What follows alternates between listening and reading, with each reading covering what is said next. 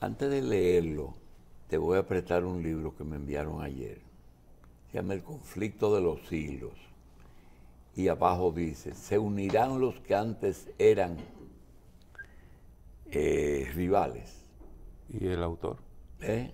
El autor. Un editor en inglés. Ah, Así es que es un problema. Suena interesante. Bueno, pero yo no creo que se unan los que antes eran rivales. Ocurren muchas cosas, porque Ahora las está eso circunstancias más aire. cambian. Está aire, doctor. Se puede interpretar como unidad. Los que antes eran rivales, se pueden... Sí, eso ocurre con mucha frecuencia. Se puede interpretar como unidad, o es definitivamente debe verse siempre como otra cosa, que un rival le ceda el paso a otro. Es decir, como pasó en Afganistán precisamente, que los americanos dejaron que Pero la gente contra quien ellos habían luchado. Ellos no dejaron a los americanos. Ellos salieron y los americanos entraron. Pero Ceder el paso puede ser una forma de alianza él también. no cedió el paso. Quítale esa palabra. Lo sacaron. ¿Eh? Pero eso ocurre con frecuencia. ¿Quién iba a pensar, por ejemplo, que hoy Arabia Saudita iba a estar más cerca de China que de Estados Unidos? Después de décadas de alianza estratégica. De muchas décadas. Hay un fenómeno ahí económico que tuvo que ver con los ingleses, con el petróleo, que uno tiene que analizarlo en forma conjunta cuando los ingleses y los franceses se meten en Medio Oriente. Y entonces, después Estados Unidos, con sus empresas, toma esos países. Y hoy, en un 2x3, amanecen que son amigos de China. Sí. A veces hay cosas que tú, buscando un resultado, consigues justamente lo contrario. Yo creo que algo de eso ocurrió ahí. Lo mismo se ve con Turquía. ¿Cuáles son las causas que dividen que se producen los bloques? Siempre son económicas. Hay económicas y políticas. Hay religiosas también, ¿verdad? Y religiosas. Pero en este caso yo creo que es más política que otra cosa. La de China. No, lo de Arabia Arabia Saudita, Saudita, con claro. China. Con Estados Unidos. Porque Estados Unidos ahí buscaba unos resultados. Por ejemplo, los saudíes nunca estuvieron de acuerdo con el acuerdo que se hizo con Irán. Porque ellos tenían una línea distinta y Barack Obama escogió ese camino. Eso le trajo problemas con los israelíes y también con los saudíes. Pero yendo a otro polo, ese acercamiento de Maduro, no, primero, tú recuerdas que Obama fue a Cuba. Sí, claro. Tú recuerdas que Trump le echó tropa atrás. Sí. Tú recuerdas que llegó un momento en que se estaba hablando hasta de invadir Venezuela vía Colombia. Sí. Entonces tú tienes hoy un panorama distinto. Claro. Una Colombia de izquierda o un presidente de izquierda y un acercamiento de Maduro con Estados Unidos. Incluso ahora la administración Biden le ha un poco flexibilizado las sanciones a Cuba. Un poco, no mucho, pero un poco. Pero también por el tema que migratorio. Biden bajó y fue a México. Sí. Es decir, ellos están tratando de que el sur no se le vaya para otro sitio. No, yo creo que ahí hay varios objetivos que Estados Unidos está persiguiendo. Primero, había que convencer a López Obrador de que colaborara en el tema migratorio, que es un problema serio que tiene Estados Unidos. Pero además de eso, andaban buscando que México abriera el sector energético a la inversión extranjera, porque el interés es que el petróleo fluya hacia el mercado. Además de que siempre ese ha sido un objetivo de Estados Unidos. Para México es importante, y eso lo entendió perfectamente López Obrador. Quedó encantado con Joe Biden. Yo vi una de las ruedas de prensa que él hizo, y habló de Biden como su amigo, y dice que Estados Unidos respeta su soberanía, porque ahora México se va a beneficiar del nearshoring, que es la salida de las empresas que están lejos, por allá, por el Lejano Oriente, hay la idea de acercarla un poco a lo que es el mercado, al mercado final, y México está ahí mismo con un tratado de libre comercio con Estados Unidos. Se va a beneficiar grandemente de eso, y López Obrador lo entendió. Y le está haciendo una oferta a Estados Unidos que yo creo que le conviene a Estados Unidos. ¿Qué cosa? Vamos a reestructurar las relaciones de Estados Unidos y Canadá con América Latina, integrémonos, hagamos algo parecido a la Unión Europea. Eso le propuso y yo creo que es una buena alternativa porque fíjense cómo está ahora mismo el Lejano Oriente, es la zona más dinámica desde el punto de vista económico y China es quien más aprovecha eso por la cercanía. Mira, lo que pasó fue lo siguiente. Lo que pasó fue que Estados Unidos, América entera, de México para abajo, siempre quiso incondicionalidad. Sí, ustedes son el patio de nosotros, y eso se habló. Pero resulta que algunos países pusieron a pensar Estados Unidos. Cuando Brasil crece y crea multinacionales que inclusive realizan obras en Estados Unidos, eso preocupó a Estados Unidos. Claro. Y fue lo que tomó como iniciativa, que fue el inicio del final del gobierno de Lula anterior, con Dilma. Porque esa fue la razón. Hay una serie de cosas que uno ve la razón que ellos aluden, pero no la que es real. Nosotros tenemos dos cosas que él repetió mucho, y es la razón por la que Estados Unidos se comporta así con ese bloque, es que Lula estaba formando un grupo económico liderado por Brasil, que fueron los 14 países que financió Odebrecht. Pero no, eso no es así. Cuando ellos se meten en Florida, fíjate que en Florida no hubo juicios, sino acuerdos. Le molestó mucho a Estados Unidos un paso que dio muy delicado el gobierno de Lula, fue que llegó a un acuerdo con los franceses para construir incluso un astillero en donde se iban a construir submarinos. Y hubo un acuerdo también para adquirir tecnología militar francesa. Eso disgustó mucho a Estados Unidos. Algo parecido a lo que ocurrió con Australia. Fíjese que Estados Unidos incluso en un momento determinado le quitó unos contratos por 40.000 millones de dólares a Australia cuando se anunció el AUKUS. Y bueno, eso también funcionaba como un mecanismo político de influencia, porque Odebrecht fue eso. A nivel de la región existía ese mecanismo que era un mecanismo de solidaridad entre partidos políticos más o menos afines. Y por eso usted ve que Odebrecht financiaba campañas. Ese es... Y el incidente que hubo con Danilo, cuando le dijeron no China. Sí, eso lo venían haciendo varios países en la región. El problema es el momento que Danilo escogió para eso, cuando ya las contradicciones entre China estaban bastante altas. Dio ese paso. Ahora, yo creo que Estados Unidos de alguna forma entendió, porque fíjese que hay un detalle. ¿Por qué convocan a varios países a Mar-a-Lago? Donald Trump, después de ese paso que dio Danilo. Y Donald Trump preguntó, ¿qué nosotros podemos hacer por ustedes? Yo creo que ese fue un efecto positivo de ese paso que dio Danilo. Porque si tú quieres, por ejemplo, que nosotros tengamos un tipo de relaciones, cierta distancia con China, tú tienes entonces que aproximarte tú.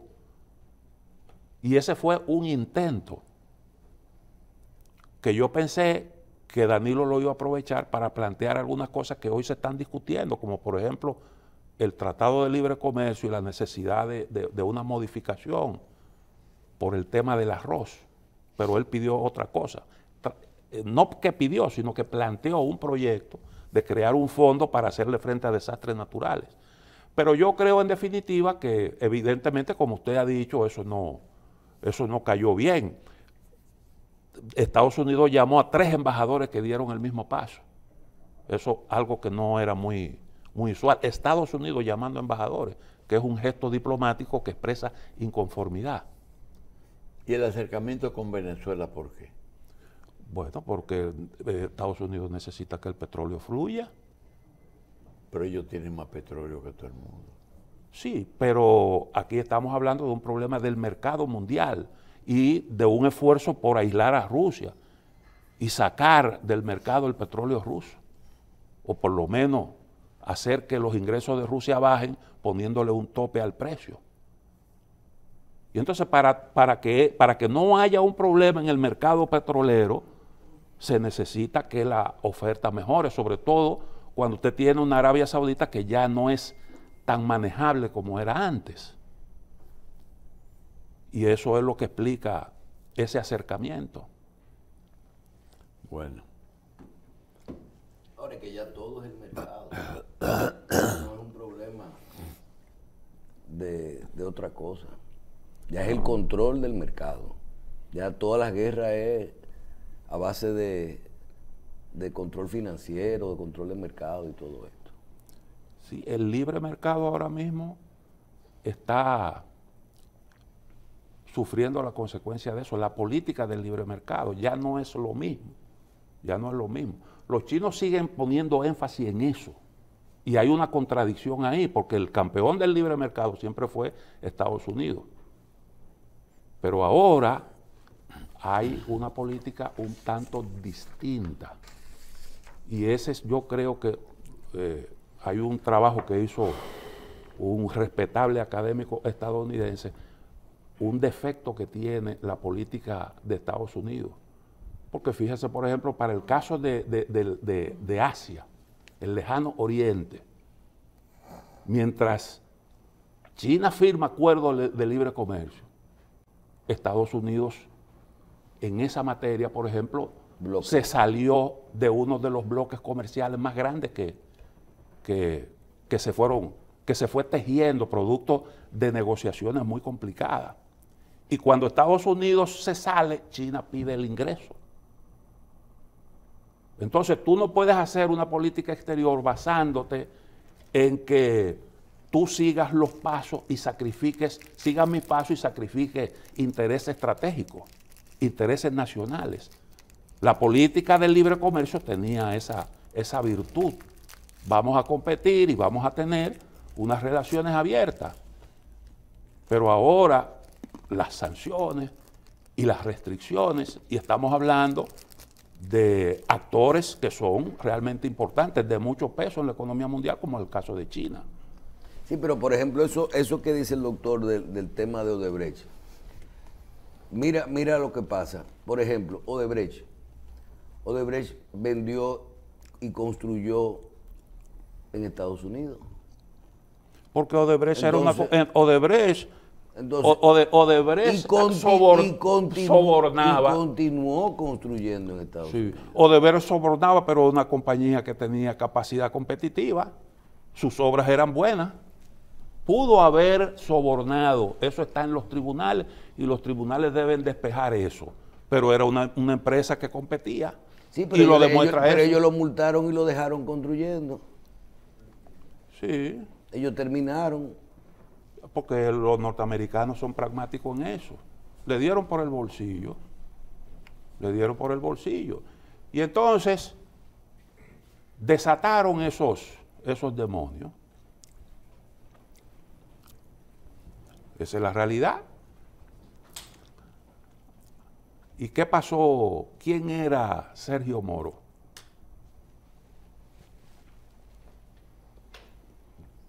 Eso que ocurrió en Brasil no fue así por así. Pero ese reconocimiento del gobierno de Estados Unidos ahora al Lula ya como presidente de nuevo, como que parece iniciar una nueva etapa, o vamos a decir está bien, te vamos a dejar tranquilo, pero ya tú sabes hasta dónde tú debes llegar. Sí, pero ¿hace cuántos años que Lula fue presidente? El mundo es el mismo. Dos periodos. Dos periodos, mundo pero es el mismo. Dilma era la continuidad prácticamente. Sí, pero no es lo mismo. Sí, pero yo te voy a decir algo. 3 periodos. Toda la base para instrumentar el primer expediente contra los acusados en el caso de Brecht, la fueron a buscar a Brasil. El gobierno brasileño de Bolsonaro se lo entregó a Jean Alain. Vinieron e iniciaron el proceso. Hoy, con hasta Bolsonaro y su gente, están señalados y algunos hasta presos, perseguidos. Lula va al poder con su gente. Una pregunta, ¿podría eso alterar el fardo de la prueba que Brasil en aquel momento entregó o puede ser modificado ahora? El fardo de la prueba. Los datos que le dieron. Las delaciones premiadas. Cuando le entregan a Jean Alain los expedientes allá. No, porque allá los 500 presos se quedaron presos. No, yo no Allá- digo allá eso. Yo no digo fue que- allá nada más datos fue- como, por ejemplo, Acuérdate que Lula lo que estaba acusado era de algo en específico. Creo que de unos recursos de un apartamento y de una cosa.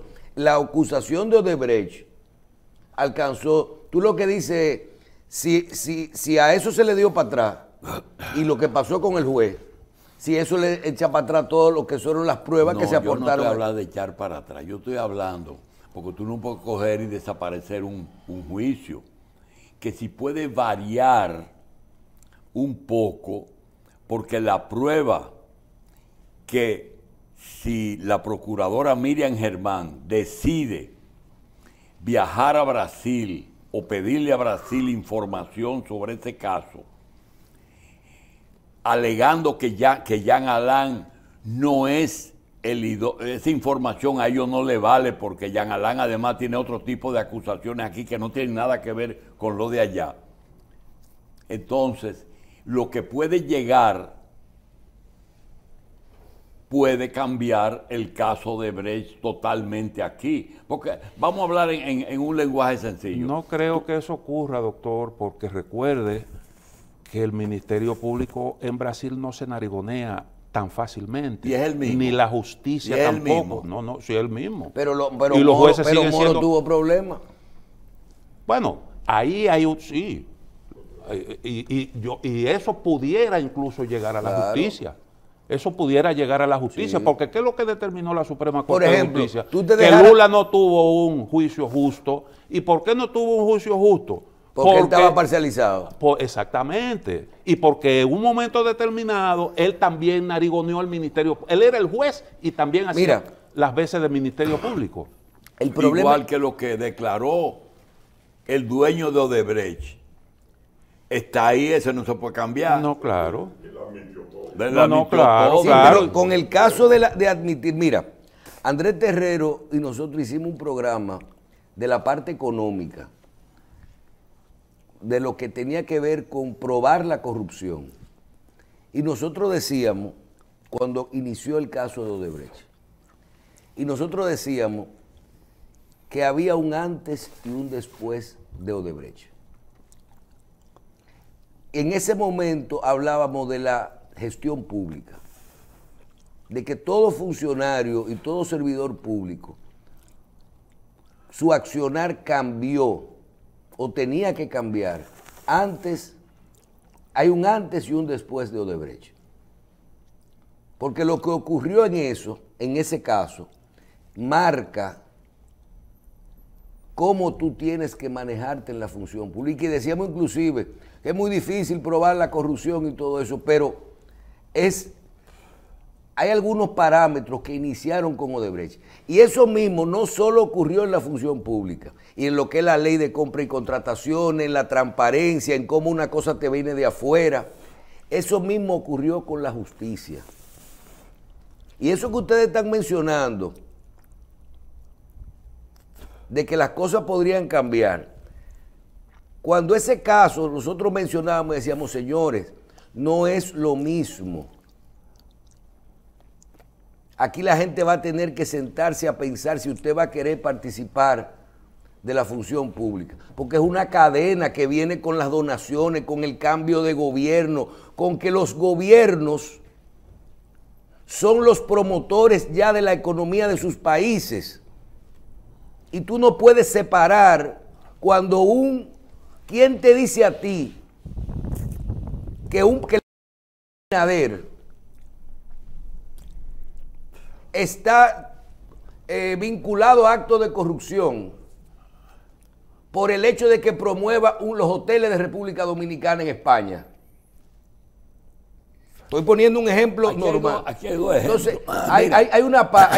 Aquí hay dos ejemplos que se puede poner. Tú sabes que Biden vino aquí, siendo vicepresidente, a promover el negocio de la generación. Sí, y del pero en comité. ese momento ellos tenían interés y Sí, Clinton pero muy tenía bien, interés en pero él Haití. vino, es lo que tú estás diciendo. Y tú sabes que Lula era vendedor de Brasil. Sí, pero Lula no es vendedor de Brasil. Los países ya son vendedores de todos sus productos. Entonces ahí que yo digo, se da la transición. Se da la transición. Los países, su combustible, su mercado, su electricidad. ¿Qué tú hablaste ahora mismo de México? Su nearshoring. Entonces, tú tienes que ver la coyuntura. Y en el caso de la justicia, también se van a dar muchísimos casos que nosotros hemos hablado de eso.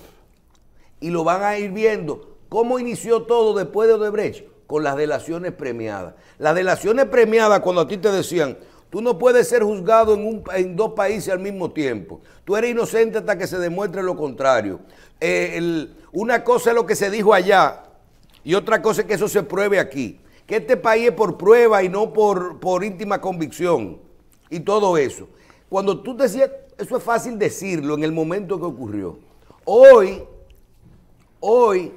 ¿qué son las delaciones premiadas? Las delaciones premiadas es lo que nosotros estamos viendo desde hace 2 años, cuando aquí se dijo que el que estaba en la OISOE hoy, en la OISOE, fue el primero que aquí se dijo que, Eso es secreto, que cantó como una cabra. Esos acuerdos son secretos. No son secretos hasta después que Pero salen. lo que hizo Pagán, 5 años para meter sí, a pero yo te voy a Gomedí decir, pero yo te voy a decir algo.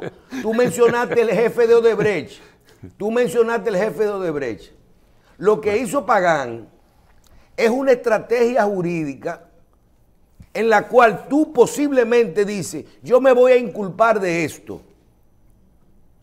Todavía no necesariamente a cambio de esto. Todavía necesariamente tú no sabes en qué medida él decide hasta dónde voy, hasta dónde no voy. ¿A cambio de qué? A cambio de algo. Lo que hicieron los de Brasil. Se sentaron a decir cosas. ¿A cambio de qué? De mejorar su condición. Ahora, eso ahora hay que probarlo. Eso ahora hay que probarlo hasta dónde. Yo conseguí la mayor cantidad de beneficios a cambio de algo. Dije que hay un antes y un después de Odebrecht. ¿Quién fue el primero que negoció aquí a cambio de información? ¿No hubo un acuerdo económico aquí entre Odebrecht y la Procuraduría? Creo que por el duplo, ¿verdad? De los 90 millones. Y eso es lo que nosotros estamos viendo en esos acuerdos. El que está en España de Jean Alain, que el que está... Esas son gente que tú tienes que medir. Ellos están negociando su delación a cambio de algo, pero tú tienes que ver si eso ahora se prueba. Tú tienes que ver si eso, ellos van a lograr sus objetivos, pero tú tienes que ver que eso se pruebe al final, porque tú te estás salvando. El dueño de Odebrecht se delató y cogió, le dieron, lo mandaron para su casa y habló. Está prisión preventiva, claro, en una finca de 2.000 tareas. ¿Verdad? Porque tú puedes decir que tu casa es un resort de Punta Cana. Michel, Ese es un hasta en tema- un castillo de oro, prisión es malo. Sí, pero cuando tú comparas, prisión es malo en un castillo de oro, pero es mejor un castillo de oro que Najayo. Y es mejor 5 años que 10. Porque tú tienes que ver el contexto en el que está cada uno. Si 2 años se le están metiendo en prisión preventiva. Entonces, ese grupo de gente va a sacar sus cosas. Ahora está en la medida de que esas delaciones, primero, lo que ellos aporten sea lo suficientemente importante para que ellos logren sus objetivos, pero para que valga la pena de que el Ministerio Público le dé facilidades a cambio de algo. Porque en el caso de Odebrecht, yo voy a pagar el duplo, el dinero. Si yo soborné en República Dominicana, ¿a quién? Oigan bien, hay un antes y un después de Odebrecht. Tú verás cuando venga ahora, creo que le falta un mes a lo de Víctor Díaz y Rondón. Cuando digan, Rondón de lo único que fue acusado, ¿cómo se llama? Sentenciado fue por soborno. Y no está el sobornado. Entonces, Rondón, ¿tú sabes lo que va a pasar? Que hay un 90% de probabilidades de que termine el proceso sin ningún condenado en el caso de Odebrecht, con delaciones premiadas, con con el que habló, con todas las pruebas que se aportaron y con acuerdo de Odebrecht diciendo que dio 90 millones en República Dominicana. Eso que tú dices es correcto. Se supone que la concesión que se le hace al que da la información depende de la calidad probatoria de lo que él aporte. Ahora, muchas veces la gente habla, dice cosas sin tener las pruebas suficientes. Eso que tú estás señalando, Odebrecht dijo, sí, yo soborné, pero no presentó pruebas contundentes de eso. Todavía no se sabe quién fue. Pero que sobornó. Cristino, eso será aprobado. Te voy a poner un ejemplo. Pero ahora hay otra cosa. Fíjate en este detalle. Hubo un tipo en Brasil, un empresario, que lo metieron en el expediente de Lavajato. ¿Y cómo él se defendió? Y bueno, hizo una negociación y metió a Lula, diciendo que en un proyecto inmobiliario le dieron un apartamento. Nunca se demostró que Lula recibió el apartamento, eso nunca ingresó a su patrimonio, nunca Lula lo visitó. Lo visitó con la mujer, fue a verlo. Bueno, pero eso no te hace a ti. Bueno, pero y la mujer dio un avance y después lo retiró, pero eso no es prueba contundente, es la palabra del individuo. Cristino, el caso de ahora, serán todos esos precedentes, nosotros servirán para casos futuros en la justicia. El mismo caso de cuando lo que se llama la estrategia de los abogados. La estrategia de los abogados.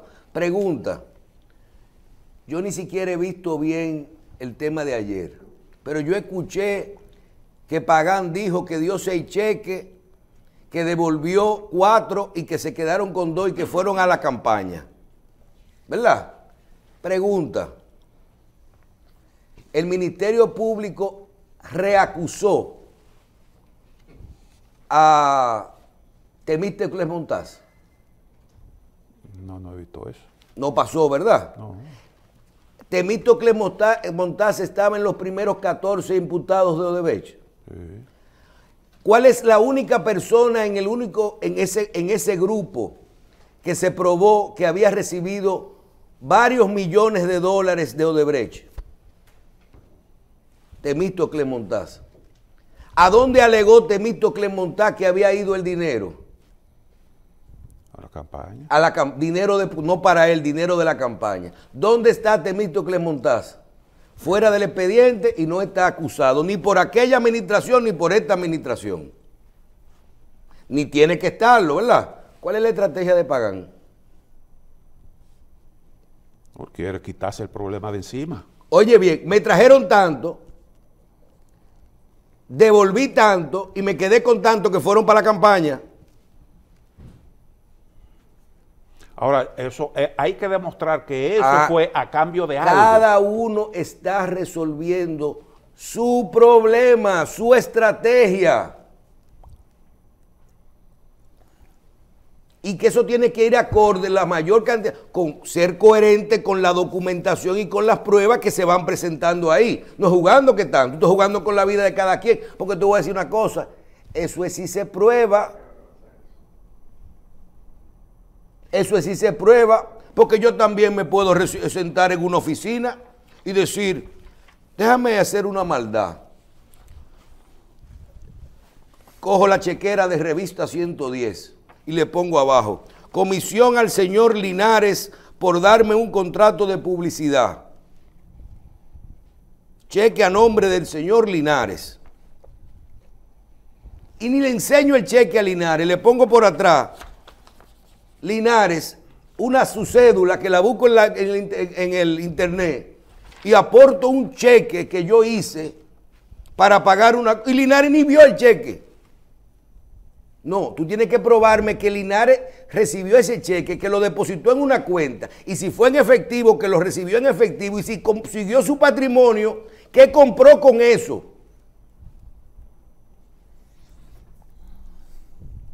Ahora, yo voy a decir lo que tenga que decir. Si eso me ayuda a salirme del caso, esa es otra cosa. Lo que pasa es que aquí no le gusta a la gente que le digan, pero eso, aquí la cosa hay que probarla. No conozco los detalles de eso que recibió, que pretendió yo dar tampoco, el yo te estoy diciendo lo que ocurrió. Eso está ahí. No, yo te digo, porque en el caso, por ejemplo, de Temístocles Montá, ¿qué fue lo que él dijo? No, sí, yo recibí un dinero ahí, pero eso es un dinero de la campaña. Eso no era que a mí no me estaban sobornando. ¿Cómo fue? No es que me estaban sobornando. Ahora, eso no estaba prohibido. No estaba prohibido tú recibir una donación de una empresa para la campaña política de un partido político. No, y ayer nosotros conversábamos que lo que no está prohibido está permitido. Está permitido. Ahí es que está el problema de todo esto. Además, lo que es igual no es ventaja. ¿Cuántos aportes de campaña dio Odebrecht? ¿A quién le dio Odebrecht? ¿En cuántos países? ¿A cuántos partidos? ¿A cuántos candidatos? Bueno. La diarrea que dice uno por ahí que le va a dar cuando se hable de un caso, le da a todo el mundo cuando se habla de eso. Porque hay algo, Rondón nunca salió a decir, aquí está el grupo de 20 gente que yo le di, que Odebrecht le dio los aportes de política. ¿Tú sabes por qué? Porque si Rondón salía a decir, aquí están los 20 o los 30 cheques que yo di, o los 50 o los 200 cheques que yo di en todos los sitios, y los aportes, inmediatamente él era culpable, si los dio, ¿verdad? Bien, yo creo que debemos de revisar todo el proceso, porque estamos viendo que cosas que bajo ninguna forma la podemos defender. Es decir, ocurren hechos que definitivamente están calificados de delictivo. Eso no tiene ningún tipo. Ayer mismo me encontré con una persona que me cortó los ojos, pero le dije, óyeme, te voy a decir algo. Amigo no es el que te hace reír, también el que te hace llorar. Y eso viene a colación porque cosas que no son buenas y que han producido hechos delictivos en el futuro, nos hemos negado a estudiarlos. Por ejemplo, el caso de nosotros que tenemos casi 40 años en esto. ¿Cómo se financia una campaña política? ¿Cómo lo hacía Balaguer? Los contratistas. Guaro acogía, llamaba a los contratistas, mira, se necesita a financiar eso. Y los contratistas, lo que hizo Gómez Díaz, pero con un país diferente de tamaño. Con un país que un contratista daba una camioneta en aquella época y ahora da 4 cheques de 50 millones. Eso era cuando Balaguer. Cuando vino el LD. En Baninter era que se hacían todo. Y yo sé de eso. Nosotros vimos una comisión de la Cámara de Diputados visitar a un funcionario y decirle, Ramoncito te habló de las habichuelas con dulce. Esa era una época en que las elecciones estaban cerca de la Semana Santa. Y ellos le decían, la habichuela con dulce. Y esos eran los aportes de la campaña. ¿Eh? Los aportes de la ¿De campaña. dónde tú crees que sale la discusión aquella que estábamos Aníbal de Castro y yo en un apartamento donde dicen, yo tumbo gobierno, dice, y yo cierro bancos? Pero no me lo contaron, ¿no? Entonces, después viene Rondón, del 2004 en adelante. No era uno, no. Él buscaba la mayoría y tú tienes ahora, que era la pregunta que hice, lo que pasa es que se me fueron por la tangente. Rondón, que era un delegado de Odebrecht aquí y que cometió un error.